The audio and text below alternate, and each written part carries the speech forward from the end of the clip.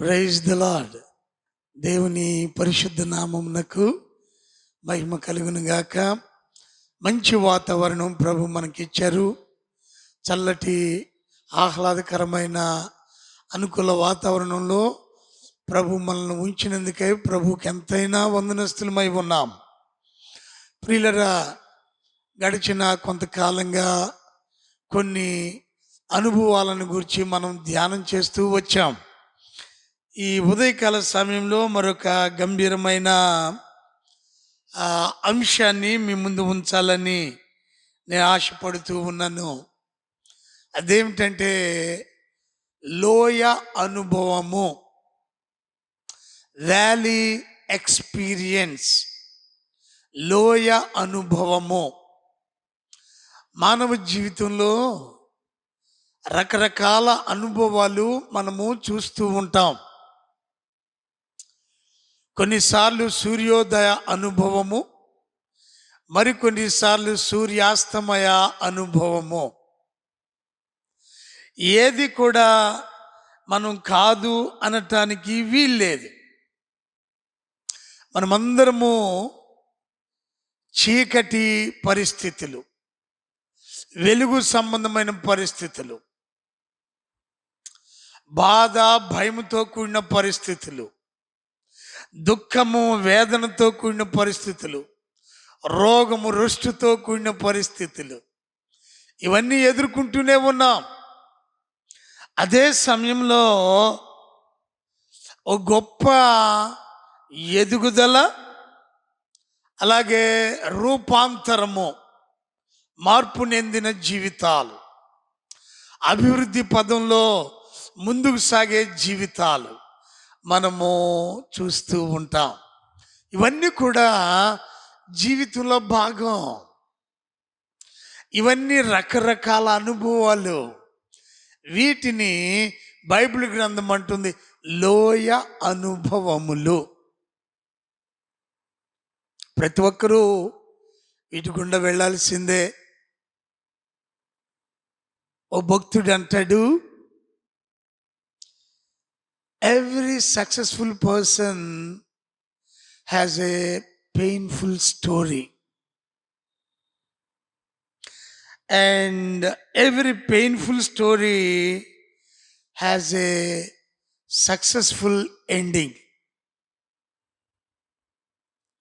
So accept the pain and get ready for success. కష్టం లేకుండా, ఒత్తిడి లేకుండా, ఇబ్బంది లేకుండా విజయము అనేది లేదు, అభివృద్ధి అనేది లేదు, ఫలించుట అనేది లేదు. గమనించాలి. యవ్వన బిడ్డలో చదువుకునే సమయంలో చాలా కష్టం అనిపిస్తుంది. కానీ ఎవరైతే కష్టపడి చదువుతారో, నిబద్ధత కలిగి ఉంటారో, మనసు పెట్టి చదువుతారో, వారి చదువు ముగింపులో ఆనందకరమైన ఫలితాన్ని పొందుకుంటారు. కష్టం ఉంది, కష్టానికి తగిన ఫలితం ఉంది. అది ఎంతో ఆనందాన్ని, సంతోషాన్ని దయచేస్తుంది. అలాగే ఒక వ్యక్తి బాగా కష్టపడి పని చేస్తూ ఉంటాడు. కుటుంబంలో భార్యాభర్తలు రేంబవళ్ళు, అహర్నిశలు వారు ప్రయాసపడుతూ ఉంటారు. కొంతకాలానికి వారి బిడ్డలు బాగా చదువుకొని మంచి స్థితికి వచ్చినప్పుడు వారు తమ కష్టాల నుండి విడుదల పొందుతారు. ఈ అనుభవాలు భూమి మీద మనం ఎన్నో చూస్తూ ఉన్నాం. అనేకుల జీవితాలలో మనము గమనిస్తూ ఉన్నాం. నేను 5 రకాల లోయ అనుభవాలు మీతో పంచుకోవాలని ఇష్టపడుతున్నా. ఇవి మనము ఒక సిరీస్గా తీసుకుందాం. ఈరోజు సాధారణంగా అసలు లోయ అంటే ఏమిటి, లోయ అనుభవము ఎలా ఉంటుంది, వేటిని మనము లోయ అనుభవాలుగా చూడొచ్చు అనేది టూకీగా జ్ఞాపకం చేసుకుందాం. 23వ కీర్తన 4వ వచనంలో భక్త దావీదు అద్భుతంగా ఈ మాటలు తెలియచేస్తూ ఉన్నాడు. మనకందరికీ కంఠోపాఠంగా వచ్చు కదా. దావీదు భక్తుడు అంటున్నాడు, గాఢాంధకారపు లోయలో నేను సంచరించినను ఏ అపాయమునకు భయపడను, నీవు నాకు తోడయుందువు, నీ దుడ్డు కర్రయు నీ దండమును నన్ను ఆదరించును. ఆమేన్. దావీదు భక్తుని జీవితంలో లోయ అనుభవం. ఇది ఎలాంటి లోయ అండి అంటే గాఢాంధకారపు లోయ. అయినా సరే నేను భయపడను, నీవు నాకు తోడుగా ఉంటావు, నీ దుడ్డు కర్ర నీ దండము నన్ను నడిపిస్తుంది, నీ వాక్యము నీ వాగ్దానాలు నీ ప్రసన్నత నీ సన్నిధి నాతో కూడా ఉండి నన్ను నడిపిస్తూ ఉంది.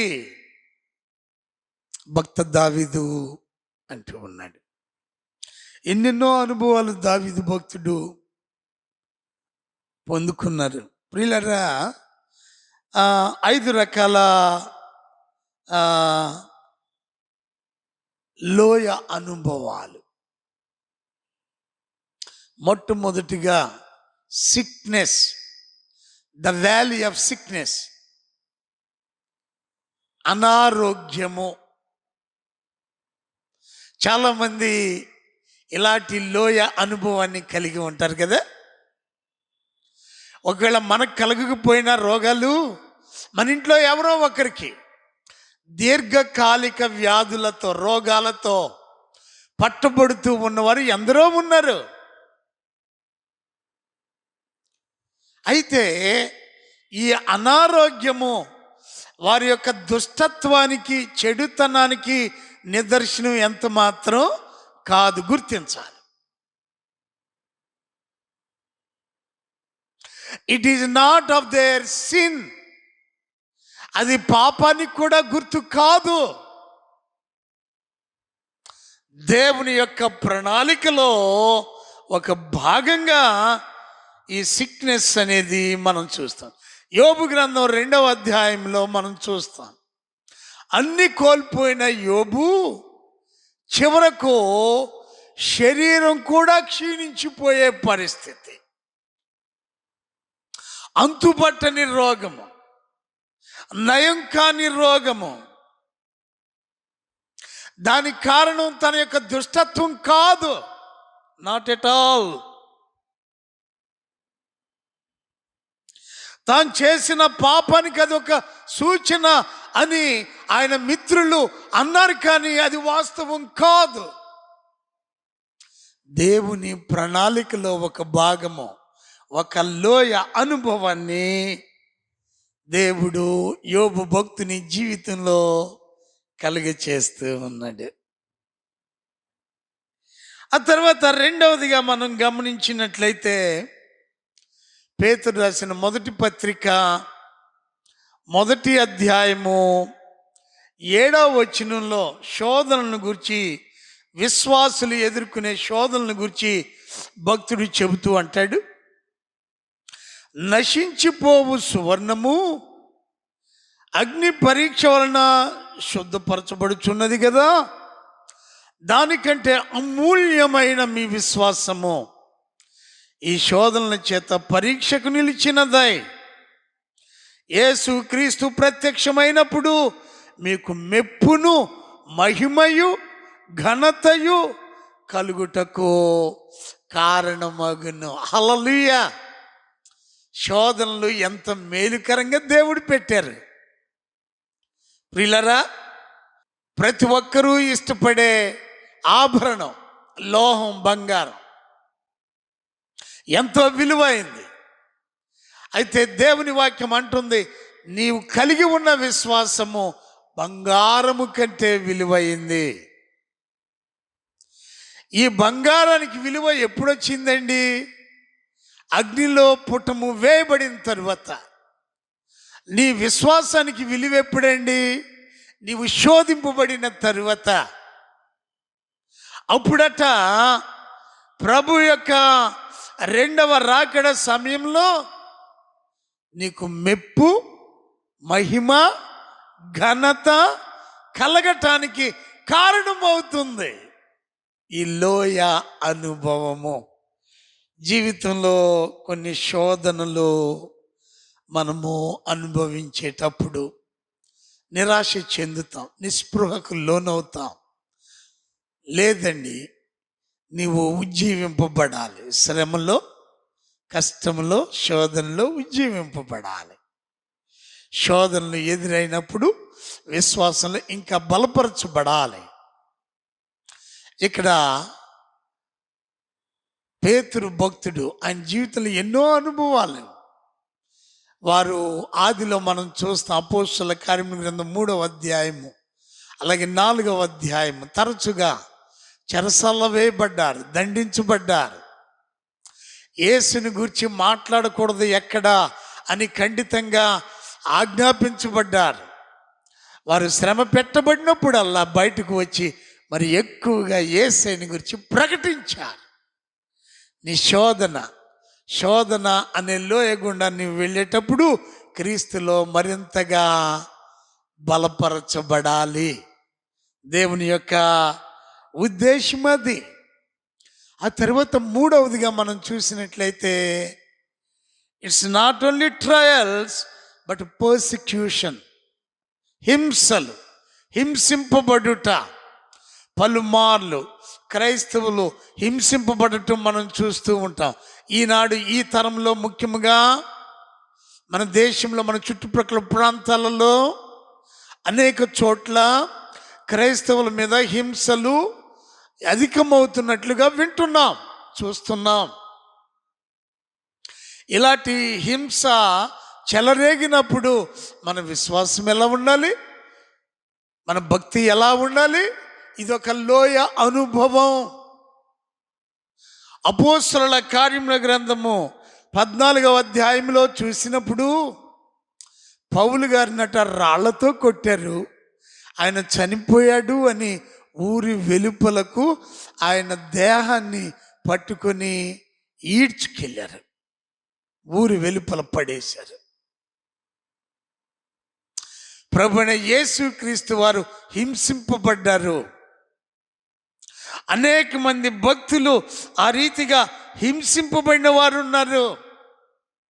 ఒక ప్రభు ప్రియ శిష్యుడైన యోహాను తప్ప మిగిలిన శిష్యులందరూ కూడా, అపోస్తులందరూ హింసింపబడి చనిపోయారు. వారు హతసాక్షులు అయ్యారు. ఈ హింసలలో కూడా నీవు నీ విశ్వాసాన్ని విడిచిపెట్టకూడదు. ఇదొక లోయ అనుభవం. ఓ భక్తుడు అంటాడు చక్కని మాట, maybe your path is harder because your calling is hire. నీ వెళుచున్న మార్గము కఠినమైనదిగా, అడుగు తీసి అడుగు వేయలేనిదిగా ఉందేమో. దానికి దేవుని స్తుతించు, దేవునికి స్తోత్రం చెప్పు. ఎందుకంటే నీవు ఉన్నతమైన పిలుపును పొందుకున్నావు. దేవుని స్తోత్రం. ప్రియ దేవుని బిడ్డలారా, మన జీవితాల్లో ఎలాంటి అనుభవాలు ఎదుర్కొంటూ ఉన్నాం? రోగాలు, బలహీనతలు ఉన్నాయా? లేకుంటే శ్రమలు, శోధనలు కలిగి ఉంటున్నామా? లేదంటే హింసింపబడుతూ ఉన్నామా? కొన్నిసార్లు కుటుంబంలోనే కుటుంబీకులతో హింసింపబడుతూ ఉంటాం. త్రాగి వచ్చే భర్త, జులాయిగా తిరిగి వచ్చే బిడ్డలు, ఎంతో వేదన, ఎవరికి చెప్పుకోలేని వేదన. ఈ రకమైన హింసల చేత కుటుంబంలో ఎంతమంది బిడ్డలు, దేవుని బిడ్డలు, విశ్వాసులు శ్రమకు, వేదనకు, కష్టానికి గురవుతూ ఉన్నారు. లోయ అనుభవము. ఆ తర్వాత 4వది చూస్తే ద వ్యాలీ ఆఫ్ డౌట్, సందేహం అనే లోయ. ఇది ఎవరికి అతీతం కాదు. చరిత్రలో చూసినప్పుడు, లేఖనాల్లో గమనించినప్పుడు అనేక మంది దేవుని బిడ్డలు, భక్తులు ఇలాంటి సందేహానికి గురైన పరిస్థితులు ఉన్నాయి.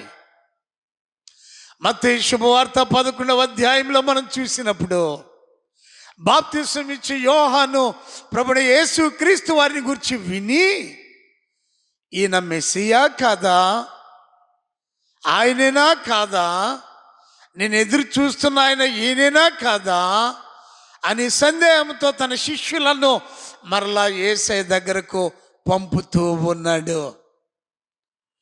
నువ్వు సందేహింపక నీ పనిలో ముందు సాగమంటూ యేసయ్య భరోసా ఇస్తూ ఉన్నాడు బాప్తిసం ఇచ్చు యోహానుకు. ప్రియా దేవుని బిళ్ళరా, చాలాసార్లు దేవుడిచ్చిన వాగ్దానాల పట్ల మనము సందేహం కలిగి ఉంటాం, ప్రశ్నిస్తూ ఉంటాం. దేవుని వాక్యాన్ని ఇది నిజమా అంటూ ఉంటాం. ఇలా ఈ కాలంలో జరిగిద్దా అనుకుంటూ ఉంటాం. నమ్ముట నీ వలనైతే నమ్మువానికి సమస్తము సాధ్యము అంటూ యేసయ్య చెప్పారు కదా. నువ్వు నమ్మగలవా? ప్రభు మాటలు ఏంది విశ్వాసం ఉంచుతావా? ఆయన తప్పకుండా నీ జీవితంలో కార్యమును జరిగించువాడు. దేవుని వాక్యమును సందేహింపక విశ్వసించాలి. ఆ తర్వాత చివరి అనుభవం మనం గమనిస్తే ద వ్యాలీ ఆఫ్ డెత్,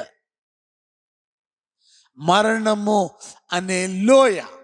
చాలామంది బిడ్డలు ప్రభువుని నమ్ముకున్నవారు ఎందరో చనిపోయే పరిస్థితి, చనిపోతూ ఉన్నారు. అకాల మరణాలు, చిన్న వయసులో, యవ్వన ప్రాయంలో ఈ లోకాన్ని విడిచిపెట్టేవారు, తల్లడిల్లిపోయే కుటుంబాలు ఎవరు తట్టుకోగలరు? కానీ ప్రభు కొన్నిసార్లు అటు మరణం అనే లోయ అనుభవంలో నిన్ను నన్ను నడిపించువాడై ఉన్నాడు. యోహాను శుభవార్త 11వ అధ్యాయంలో మనం చూస్తాం. ప్రభు ప్రేమించిన ఆయన సహోదరుడు, మిత్రుడు లాజరు చనిపోయాడు బేతనీలో. ఆ కుటుంబం ఎంతగానో తల్లడిల్లుతూ ఉంది. వారు ఆందోళన చెందారు, కలవరపడ్డారు. ఆశలు లేవు, హోప్ అనేది లేదు, నిరీక్షణ లేదు. ఇక నా జీవితం అయిపోయింది, నా కుటుంబం ఇంతటితో అయిపోయింది, ముగిసిపోయింది అనుకునే పరిస్థితిలో ప్రియులారా, అట్టి సమయంలో ప్రభుని యేసయ్య బేతనీకి వచ్చారు. లాజరును మళ్ళా బ్రతికించారు. నిరీక్షణకు ఆధారం ప్రభు. నువ్వు ఎలాంటి లోయ అనుభవాన్ని కలిగి ఉంటున్నావు?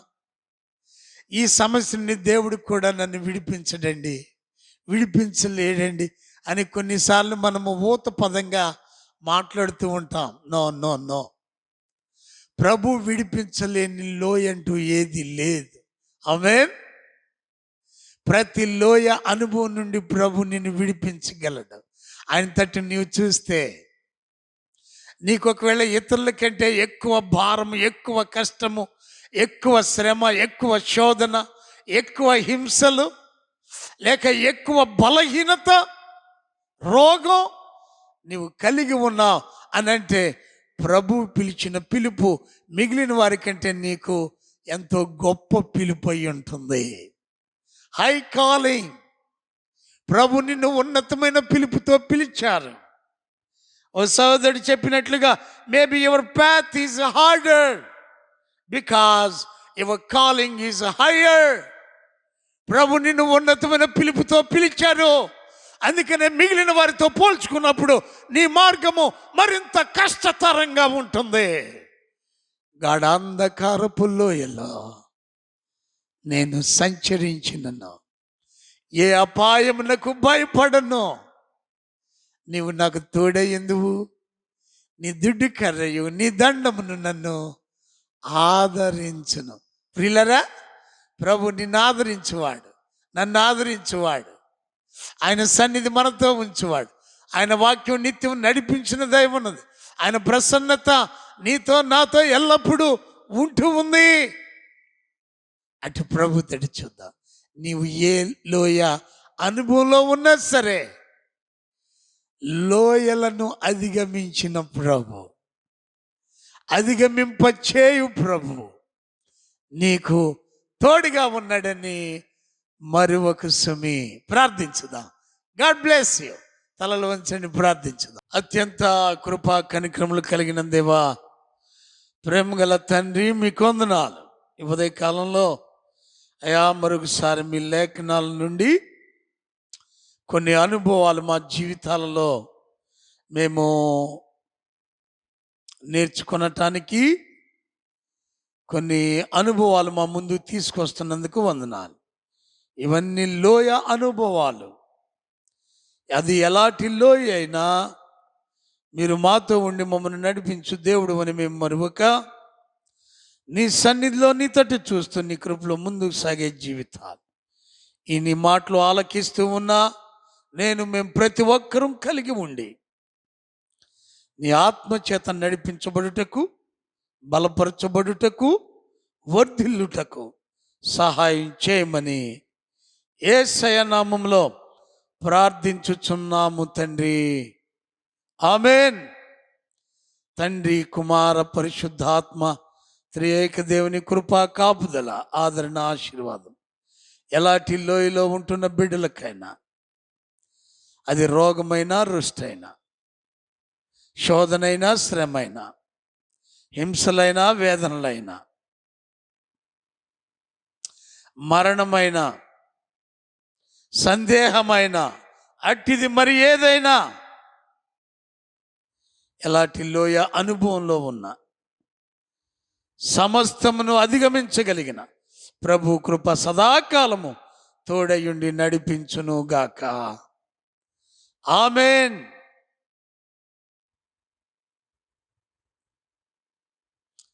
God bless you. దేవుడు మిమ్మల్ని దీవించును గాక.